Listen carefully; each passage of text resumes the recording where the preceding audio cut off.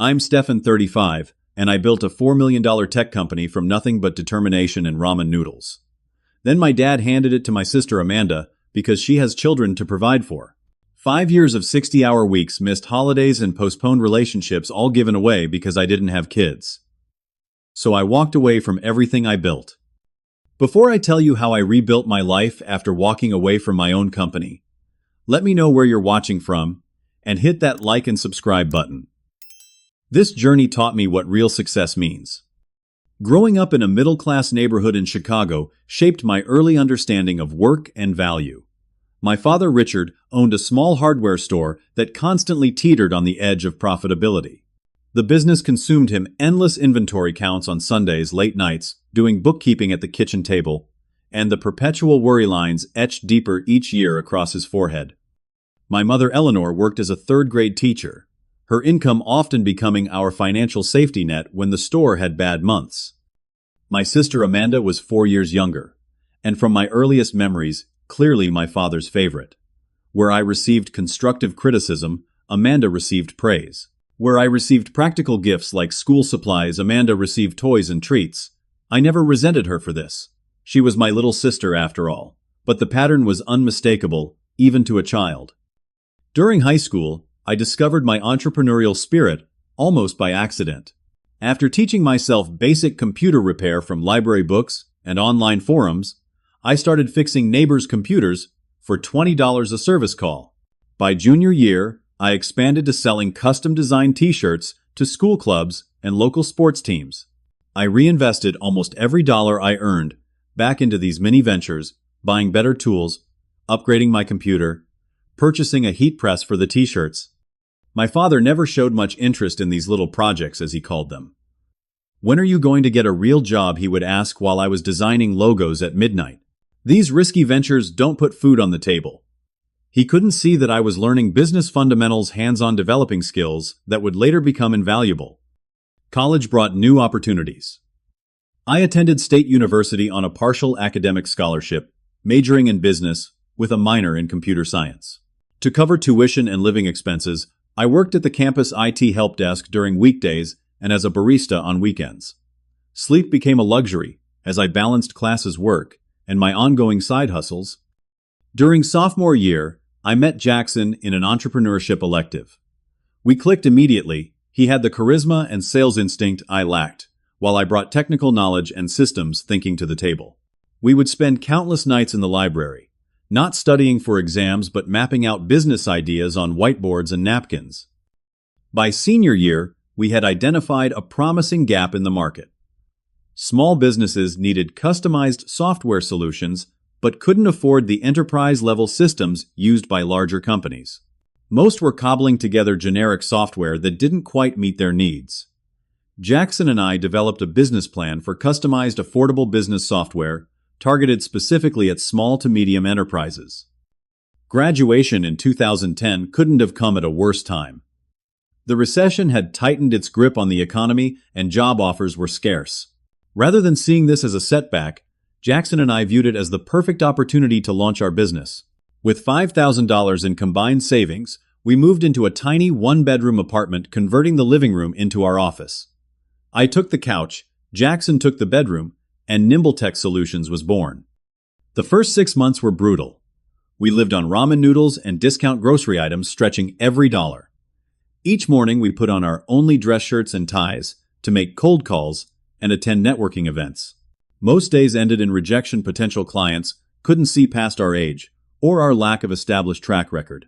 Investors laughed at our proposal, questioning why two 22-year-olds thought they could succeed where seasoned professionals had failed. Our breakthrough came from persistence.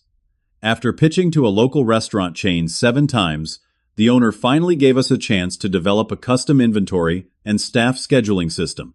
We worked 80-hour weeks to deliver not just what we promised, but to exceed every expectation. The result was so impressive that the client recommended us to 3 other business owners in his network. As orders increased, so did the personal sacrifices. I postponed dating, telling myself there would be time for relationships after the business stabilized. I missed family Christmases to meet client deadlines, called into Thanksgiving dinner from the office, and forgot my mother's birthday while coding through the night. My health suffered insomnia, became my constant companion, and I lost 20 pounds from stress and irregular meals.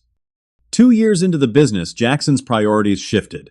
He had met someone special, was planning to get engaged, and the grueling schedule no longer aligned with his personal goals. We had an honest conversation, and I bought out his share of the business using a personal loan with an intimidating interest rate. The additional financial pressure only intensified my commitment to make NimbleTech succeed. My relationship with my family grew increasingly distant during this period. Monthly calls with Mom turned into quarterly updates. Dad rarely asked about the business, except to inquire whether it was still afloat. Amanda finished her marketing degree and moved back home, taking a series of entry-level positions she quickly grew bored with. From the occasional updates, Mom provided it seemed my father had renewed his efforts to groom Amanda to eventually take over his hardware store, a business she had shown zero interest in throughout childhood. Despite the challenges and isolation, I felt purpose in every exhausting day. NimbleTech was no longer just a business. It had become my identity, my achievement, and my future, all rolled into one.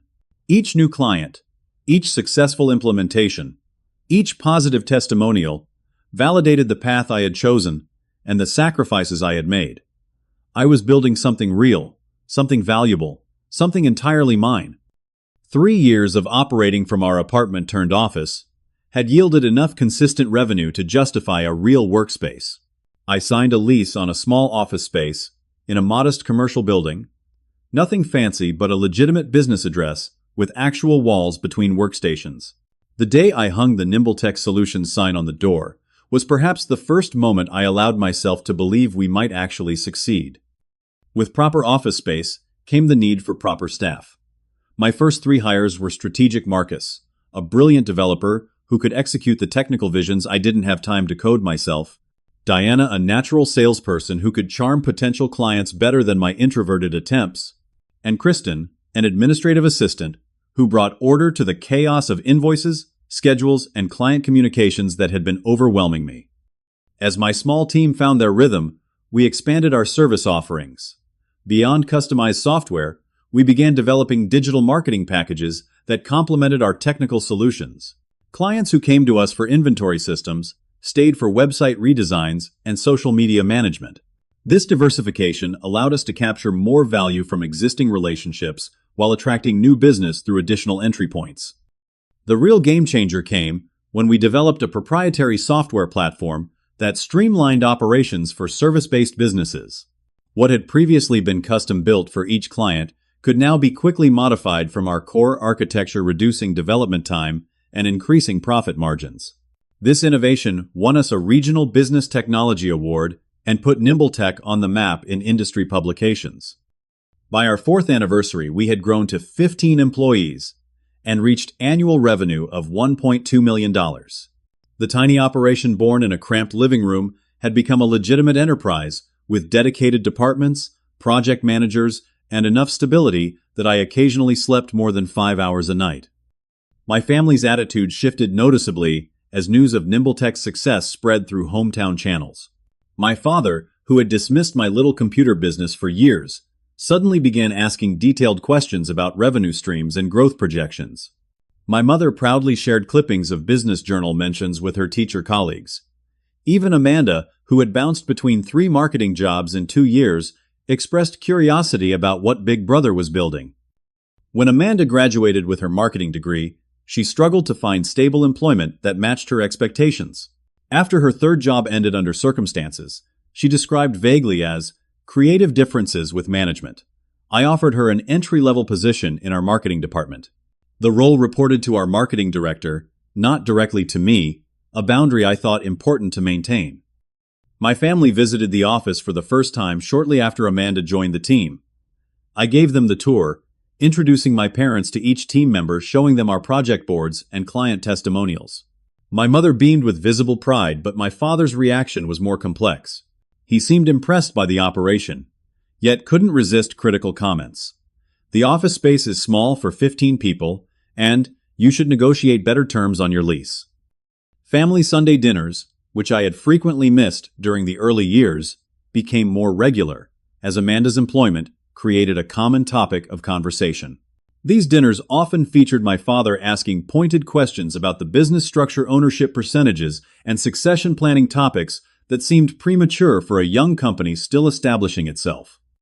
Meanwhile, my personal life showed signs of emerging from its business-induced hibernation. I moved from my Spartan studio apartment to an upscale one-bedroom with actual furniture instead of folding chairs. I started dating Melissa, an HR director I'd met while implementing systems for her company.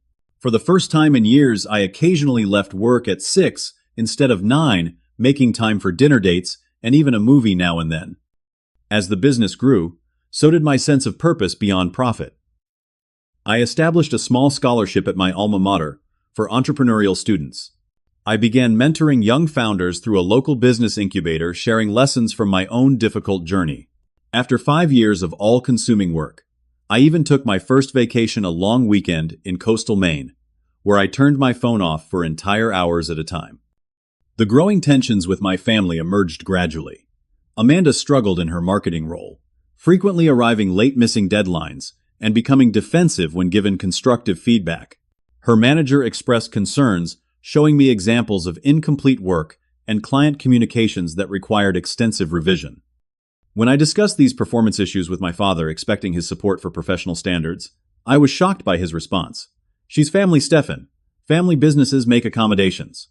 Besides, she deserves a higher position than entry level. She has a 4-year degree." So do most of our employees, I countered. Everyone advances based on performance, not credentials or connections. That's the company culture we've built. This conversation repeated with variations over the following months. Amanda continued to underperform while my father advocated for her promotion. The dynamic created uncomfortable pressure that began affecting team morale as other employees noticed the special treatment Amanda seemed to expect. The situation complicated further when Amanda met Ryan, a pharmaceutical sales representative, at a company happy hour. Their relationship progressed at whiplash speed, dating for 2 months, engaged after 3, and married before their 6-month anniversary. Their wedding was an elaborate affair that my father paid for without hesitation, despite his frequent complaints about the hardware store's thin profit margins. Just as tensions at work were reaching a breaking point, Amanda announced her pregnancy at a family dinner. Not just any pregnancy, twins. My parents reacted with unrestrained joy, my father immediately launching into plans for the nursery he would build and the college funds he would establish. That same evening, as I helped clear dishes, he turned to me with unexpected seriousness. "You need to make room for family in your business leadership, Stefan," he said. "Amanda will need flexibility and security now. A proper family business makes space for the next generation." "She's been with the company less than a year, Dad," I replied, trying to keep frustration from my voice. "And she hasn't mastered her current role." "That's because you've got her stuck in an entry position. She needs authority to shine." His tone left no room for discussion. That night, as Melissa and I had dinner at my apartment, I shared my concerns about the family dynamics infiltrating my business. Her response was unexpected. "Maybe your father's right. You work too much anyway. Family should come first." 2 weeks later, she ended our relationship, citing my unhealthy attachment to my company and inability to prioritize personal connections. The simultaneous pressures of family expectations, a deteriorating relationship, and maintaining company growth created a perfect storm of stress. For the first time since founding NimbleTech, I felt my passion for the business wavering under the weight of external demands. The company that had been my refuge was becoming another battleground for family approval I had never quite secured. The 5th year brought a significant breakthrough for NimbleTech. After extensive development and testing, we launched an enterprise software platform that could serve larger clients with more complex needs. This scalable solution positioned us to compete in a more lucrative market segment, while maintaining our core small business clientele. Our growth and innovative approach attracted the attention of Horizon Ventures, a regional venture capital firm specializing in emerging tech companies. After 6 months of due diligence, presentations, and negotiations, they invested $500,000 for a minority stake in NimbleTech. This capital injection allowed us to accelerate hiring, move to premium office space in downtown Chicago, and amplify our marketing efforts. With new resources came new opportunities. We landed our first truly national client, a retail chain, with 200 locations across the country. Implementing our systems across their operation was our most complex project to date, requiring all hands on deck and several new specialized hires. The successful deployment established our credibility with similarly sized enterprises, opening doors that had previously been closed to us. By mid-year, NimbleTech had grown to 30 employees, with annual revenue projecting to reach $2.4 million. An independent valuation placed the company's worth at approximately $4 million, a number that still seemed surreal to me when I remembered our start in that cramped apartment with secondhand furniture and borrowed equipment. The company's success coincided with significant changes in my family situation. My father announced he was selling his hardware store after 30 years, claiming he wanted to semi-retire and spend more time with family. The timing seemed suspicious just as NimbleTech was receiving industry recognition and media attention. Less than a week after finalizing the sale of his store, my father approached me with a proposal. "I'd like to help with your business, Stefan. You need someone with my experience to manage operations, while you focus on the technical side." My instincts screamed caution, but family obligation and a lifetime of seeking my father's approval overrode my better judgment. I created a position, Chief Operations Advisor, with clearly defined responsibilities and limitations. The role was meant to be consultative, not executive, with no direct reports or unilateral decision-making authority. My father ignored these boundaries from day one. He attended executive meetings, frequently interrupting presentations to suggest how we did things at the hardware store. He wandered freely through departments, questioning employees about their processes and suggesting changes without consulting team leaders. Most alarmingly, I discovered he had contacted several of our vendors to renegotiate contracts without my knowledge, potentially jeopardizing crucial supply relationships. When confronted about these overreaches, he dismissed my concerns. "A family business runs on trust, not bureaucracy. We need to make this place more family-oriented, too many outsiders in leadership positions." Meanwhile, Amanda's maternity leave ended, and she returned with demands that further complicated the workplace dynamic. She wanted a flexible schedule with full-time pay, a private office to accommodate occasional childcare needs, and the title of marketing director, despite having no management experience and marginal marketing skills. "I need to bring the twins sometimes," she explained during a tense meeting in my office. "The daycare has too many sick kids, and we can't always find a babysitter. You have that empty conference room that would make a perfect nursery." When I explained that our workplace wasn't set up for infants and that other employees with children had arranged appropriate childcare, my father intervened. "Family businesses adapt to family needs, Stefan. Your sister is trying to balance motherhood and career. You should be supporting her, not putting up roadblocks." Against my better judgment and company policy, accommodations were made. Amanda received a private office that had been promised to our senior developer. She brought her twins, Noah and Ethan, to work several times weekly, disrupting nearby departments with crying and causing resentment among other parents who followed company policies. The situation reached a breaking point when Amanda missed a crucial presentation to our largest potential client. A project she had been minimally involved in, but insisted on leading because one of the twins had a routine doctor's appointment. Our marketing team scrambled to cover her absence, but the lack of preparation was evident. We didn't get the contract. When I addressed this failure with Amanda, suggesting that perhaps she should consider a part-time role until her children were older, she burst into tears and called our father from her office. Within an hour, he was in my office, red-faced and confrontational. "Family supports family through challenges," he said, his voice tight with anger. "If you can't understand that, maybe you're not ready for the responsibilities of leadership." That evening, I contacted our company lawyer to review our governance structure and confirm my decision-making authority. What he revealed was disturbing. My father had been exploring options to restructure company ownership, specifically investigating family business succession laws and tax implications of ownership transfers. When confronted, my father offered vague reassurances. "Just looking at options for the future, son. Every business needs succession planning. Nothing imminent." Despite these concerning developments, NimbleTech continued to thrive. Our expanded service offerings resonated with clients. Our reputation for quality work spread through industry channels, and our financial projections showed continued growth. Yet even as the business reached new heights, I felt increasingly isolated within the company I had built from nothing. Executive meetings became battlegrounds of passive-aggressive comments. Long-term employees who had been with me since the early days began seeking private conversations, expressing concerns about the changing company culture. My authority was being systematically undermined by the two people who should have been my biggest supporters.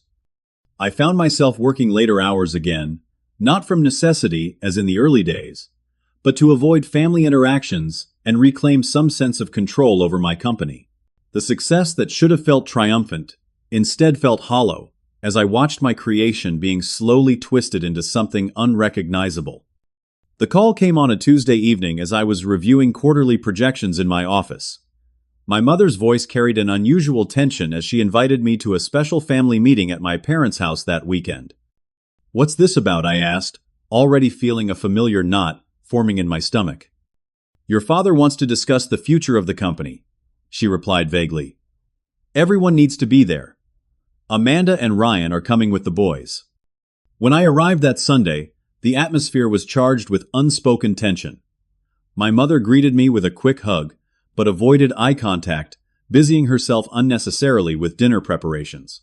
My father was uncharacteristically jovial, making small talk about sports teams he had never followed while repeatedly checking his watch.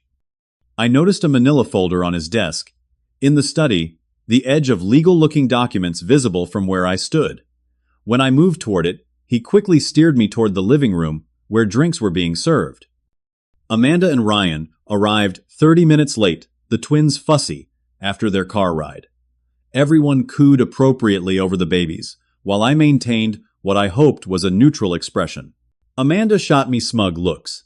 Throughout dinner, a half-smile playing at her lips whenever our father mentioned exciting developments and new directions for NimbleTech. After dessert, when the twins were settled in portable cribs in the guest room, my father cleared his throat and suggested we move to the study for the discussion. My mother looked paler than usual as she collected dessert plates with trembling hands.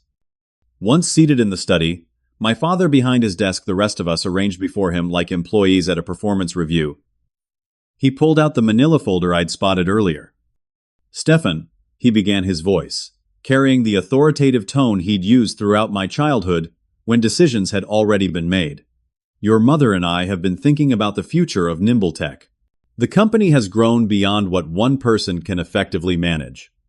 It's time for structural changes." He slid a document across the desk. "I've drawn up a restructuring plan that makes sense for a family business. Amanda will be named co-CEO with equal decision-making authority. You'll focus on the technical operations, the part you've always preferred anyway, while Amanda will handle client relations and staff management." I stared at him, momentarily speechless. Co-CEO Amanda has been with the company less than 2 years, and in that time she's demonstrated no aptitude for leadership or even basic marketing functions. "She's family," my father countered firmly, "and she brings valuable perspective you lack. This arrangement ensures the family legacy continues through the next generation."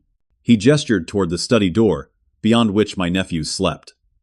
"Amanda's children are the future of this family business. This structure acknowledges that reality."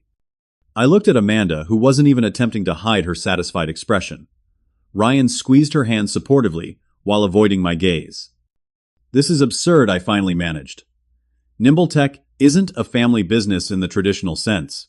I built it from nothing without family investment or involvement until very recently. You can't just decide to restructure my company." My father's expression hardened. "Actually, I can. There are some things you should know, Stefan." He produced another document from the folder. 6 months ago, when we updated the company bylaws to accommodate the venture capital investment, you signed papers, naming me as company chairperson with certain authorities. As a formality, I protested, to satisfy the investor's requirement for governance structure. "Nevertheless, legally binding," he continued. "I've exercised those rights to restructure ownership shares. As majority shareholder, I'm implementing this new organizational structure effective immediately." I turned to my mother, who had been silent throughout the exchange. Did you know about this? She nodded miserably. I signed the papers your father asked me to. I didn't fully understand what they meant at the time. Stefan. My father leaned forward, his tone softening artificially. This is for the best. You're too focused on work, always have been. You need family perspective and leadership. Amanda brings that balance. She understands life isn't all spreadsheets and code. Right, Amanda interjected. You've never prioritized family.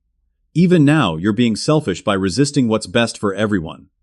Best for everyone, I echoed incredulously. Or best for you. You've contributed almost nothing of value to a company I spent 5 years building. We supported you. My father countered, color rising in his face. When you needed that first loan, $3,000, I interrupted, which I repaid with interest within 6 months. Everything else, every late night, every missed holiday, every health problem, from overwork, that was all me. I built NimbleTech. With our name, my father shouted, mask of reasonableness finally slipping, with connections I helped you make, with the education we helped pay for. The argument escalated, words flying like weapons across my father's study. When Amanda suggested I was just throwing a tantrum because I wasn't getting my way, something inside me broke.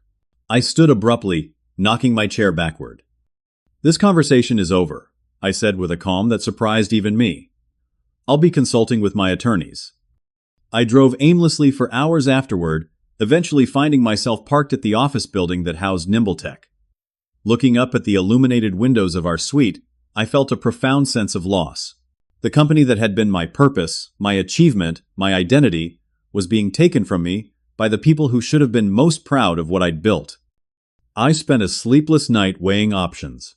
By morning, I had contacted our business attorney, who confirmed my worst fears. While ethically reprehensible, my father's actions might be legally defensible due to the paperwork I had carelessly signed.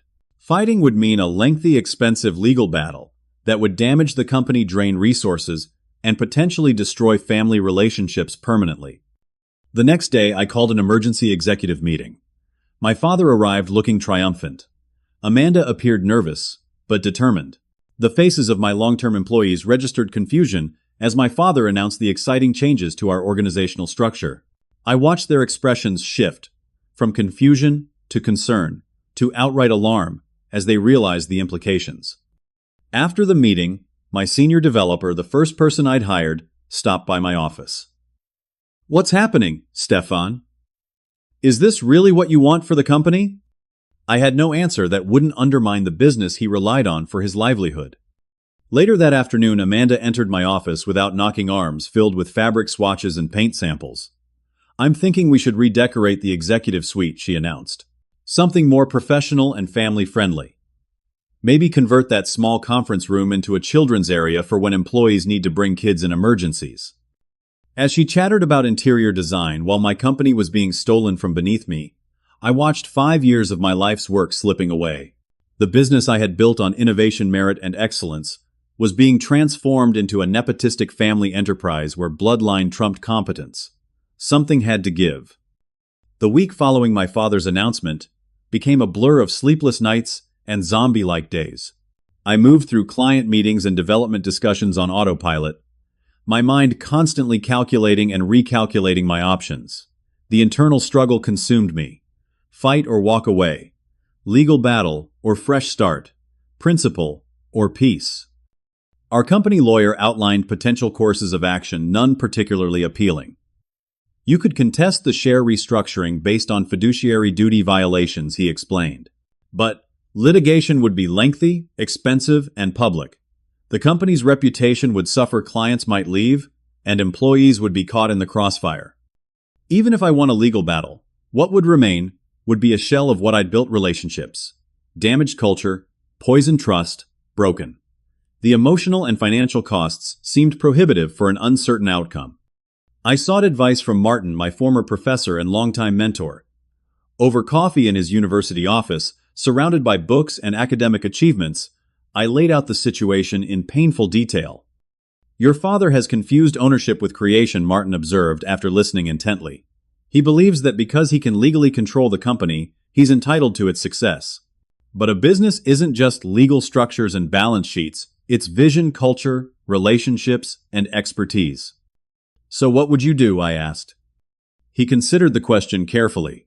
Sometimes walking away is not surrender, it's strategic redeployment. You built NimbleTech from nothing once. Your skills, knowledge, and reputation remain yours, regardless of who holds the company's shares. As I drove home, Martin's words resonated. What had I truly lost? The legal entity could be taken, but my abilities, experience, and connections remained. The question shifted from, how do I keep my company, to, what kind of future do I want to build? Over the following days, I paid attention to the changing company dynamics. My father had begun rearranging reporting structures, with longtime team leaders suddenly reporting to Amanda. Client complaints increased, as Amanda missed meetings or made promises beyond our capabilities. The cohesive culture we had carefully cultivated was fracturing under the strain of confused leadership and perceived favoritism. I spent a night reviewing employee stock ownership plans and alternative business structures. By morning, I had the outline of a potential path forward, not fighting to reclaim what was being taken, but creating something new with lessons learned. I discreetly met with several key employees. I trusted implicitly people who had been with me since the early days and understood my vision for the company. Without making explicit offers or undermining NimbleTech, I asked hypothetical questions about their ideal work environment and future goals. Their answers confirmed what I suspected: the changes were affecting morale throughout the organization. After 3 weeks of research, reflection, and planning, I reached my decision. I would walk away, not in defeat, but in deliberate choice, to build something better aligned with my values. The morning I made this decision, I experienced an unexpected sense of peace, as if setting down a burden I hadn't realized was crushing me. I drafted my resignation letter with care, outlining settlement terms that would allow for a clean break. I requested a fair valuation of my remaining shares based on the company's worth prior to the restructuring. In exchange, I would sign a reasonable non-compete agreement that would protect NimbleTech's existing clients while allowing me to work in the same industry. With the letter printed and placed in an envelope on my desk, I requested a private meeting with my parents and Amanda. My father seemed surprised by the formal request, but agreed to meet at the office the following morning. They arrived together, my father projecting confidence, my mother looking anxious, and Amanda oscillating between nervousness and smugness. I had arranged for our company lawyer and independent accountant to join us, which clearly unsettled my father. "What's this about Stefan?" he demanded, as everyone settled around the conference table. I slid copies of my resignation letter to each of them. "I'm leaving NimbleTech effective 2 weeks from today. These are my terms for a clean separation." The shock on their faces would have been satisfying under different circumstances. My father recovered first, his expression shifting from surprise to anger. "This is ridiculous," he sputtered. "You can't just walk away from your responsibilities." "Actually, I can," I replied calmly. "Just as you exercised your legal right to restructure the company, I'm exercising my right to choose where and how I work." But the technical operations," Amanda stammered, sudden panic in her eyes. "The development team, the client implementations. You can't just leave." For the first time, she seemed to realize she had been given a title without the skills to fulfill its responsibilities. The prospect of actually having to lead rather than simply claiming leadership had never occurred to her. My mother reached across the table toward me. "Stefan, please reconsider. The company needs you. The family needs you." "I've made my decision," I said, my resolve firm despite the emotional pull. "The settlement terms are fair. I'll assist with a reasonable transition period, but my departure is non-negotiable." My father's face flushed dark red. "This is about control. You can't stand not being in charge, so you're taking your ball and going home like a child." "No," I corrected him. "This is about integrity and values. The company you're creating isn't the one I built. It's your right to change it and my right to leave it." The meeting devolved into accusations and emotional appeals, but I maintained my position. By the end, faced with the reality that I would indeed walk away, potentially taking key knowledge and client relationships with me, my father reluctantly agreed to negotiate settlement terms. The 2 weeks that followed were surreal. I documented processes, transferred knowledge, and prepared detailed transition plans, while watching my father and sister scramble to understand the complex operation they had so confidently claimed they could run. Several employees requested private meetings to express their dismay at my departure. I offered no criticism of the new leadership, but no false reassurances either. On my final day, I cleared my desk, methodically packing 5 years of professional life into 2 cardboard boxes. I turned in my keycard and company phone to Human Resources, signed the final separation documents, and walked through the office one last time. At the main entrance, I paused to look at the NimbleTech logo mounted on the wall, a design I had sketched on a napkin years earlier during a late-night brainstorming session with Jackson. The symbol of everything I had built and everything I was now leaving behind. As I walked to my car boxes in arms, I felt an unexpected lightness. Whatever came next would be on my terms, built on the foundation of hard-won experience and clearer boundaries. I had lost a company, but potentially saved myself. The first week after leaving NimbleTech passed in a haze of exhaustion and relief.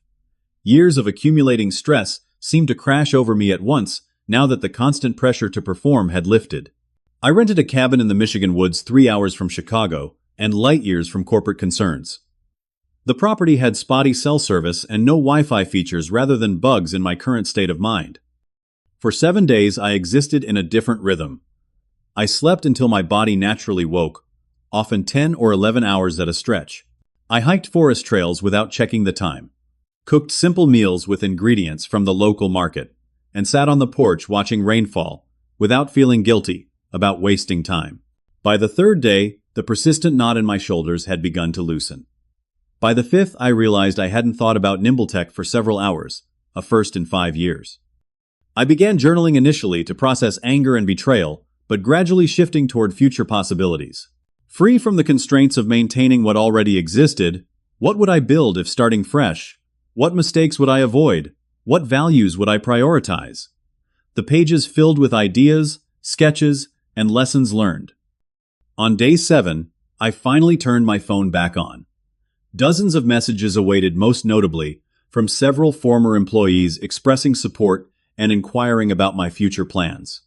Their loyalty touched me deeply. Also surprising was an email from Jackson, my original co-founder, who had heard about the situation through industry channels and wanted to reconnect. Returning to Chicago, I immediately put my downtown condo on the market. Too many memories too close to NimbleTech's offices. Within 3 weeks, I had closed on the sale and was researching alternative locations.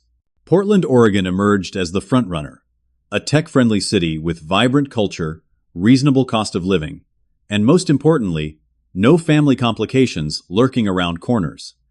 By November, I had relocated to a modest apartment in Portland's Pearl District, surrounded by creative agencies, tech startups, and the energy of innovation.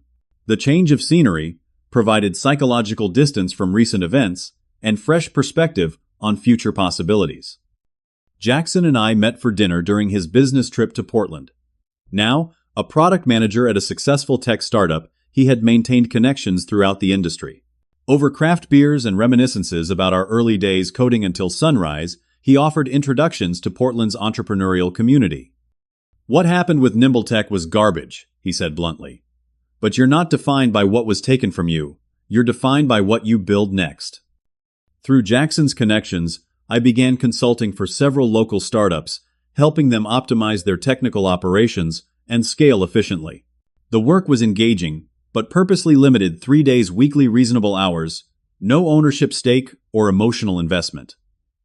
For the first time since college, I had mental space to envision a future not consumed by work. Thanksgiving approached, my first major holiday alone.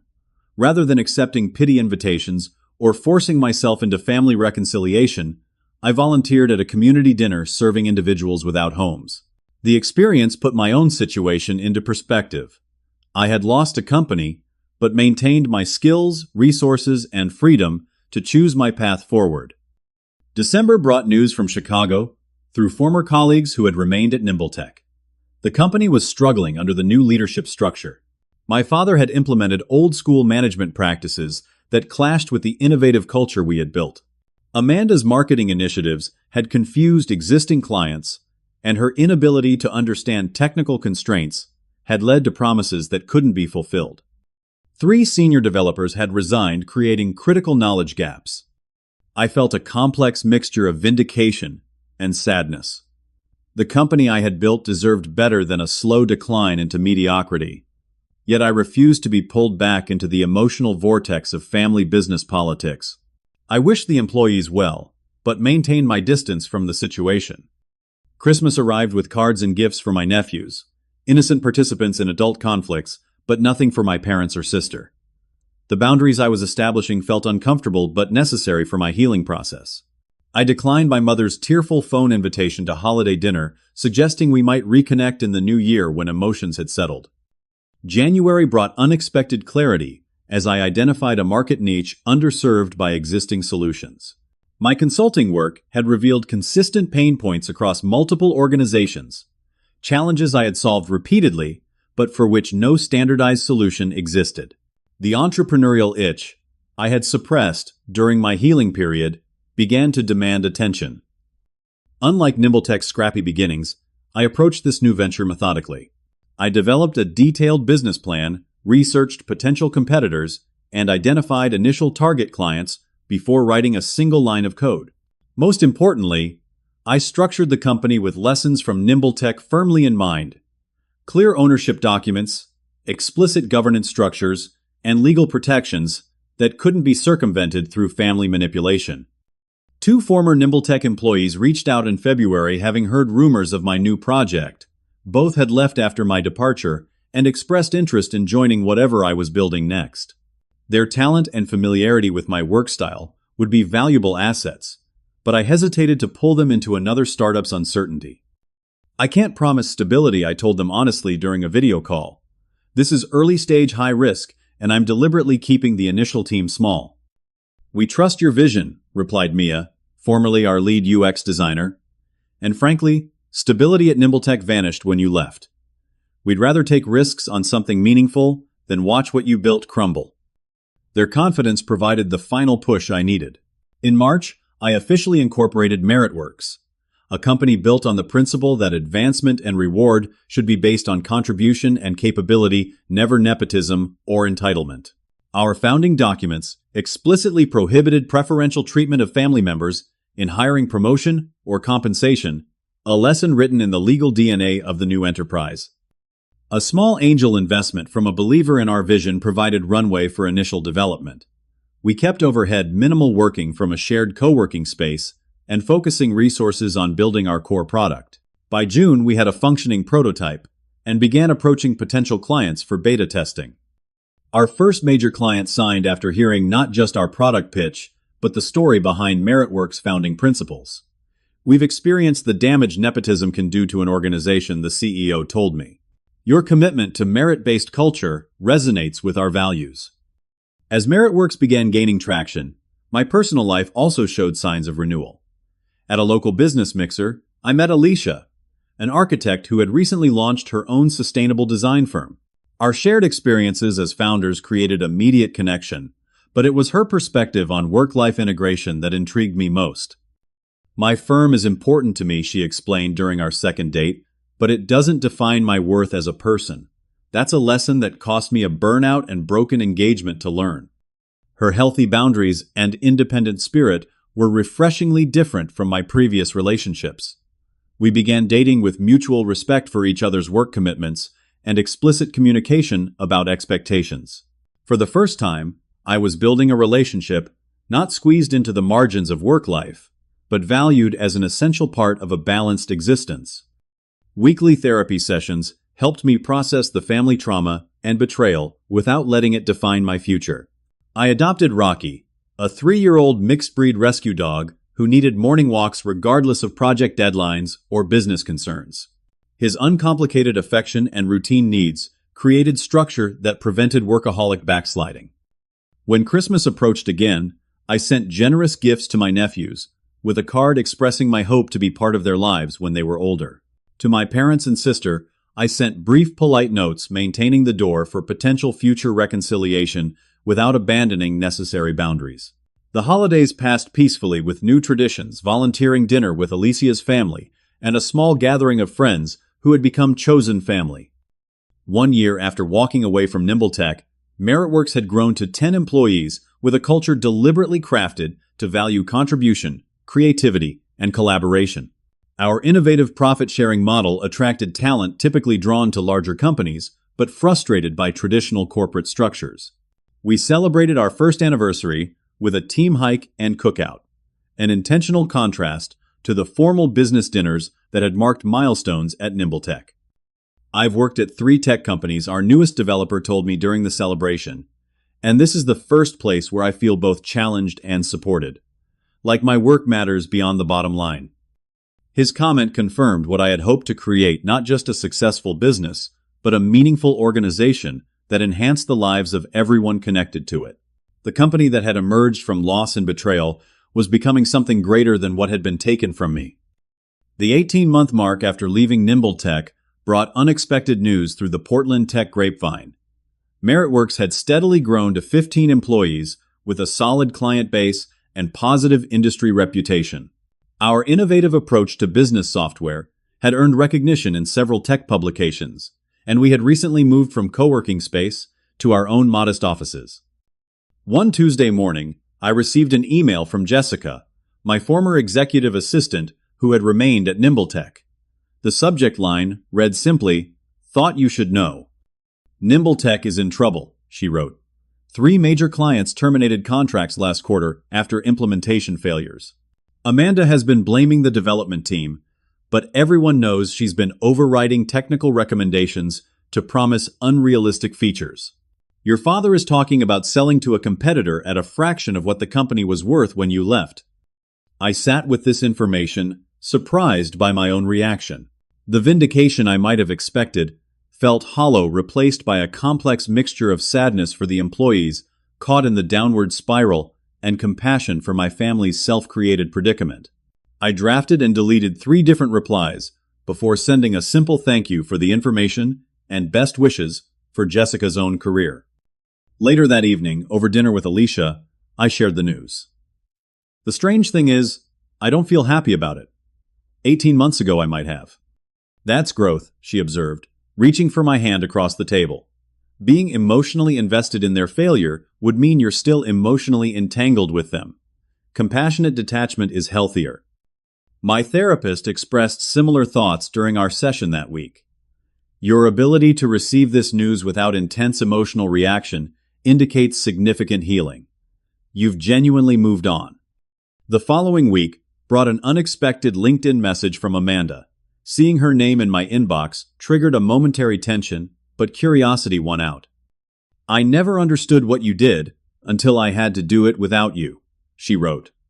"I'm sorry" was notably absent from the message, replaced with vague references to family misunderstandings and different perspectives. The final paragraph revealed her true purpose. She wanted advice on salvaging key client relationships that were inexplicably deteriorating. After careful consideration, I declined to engage.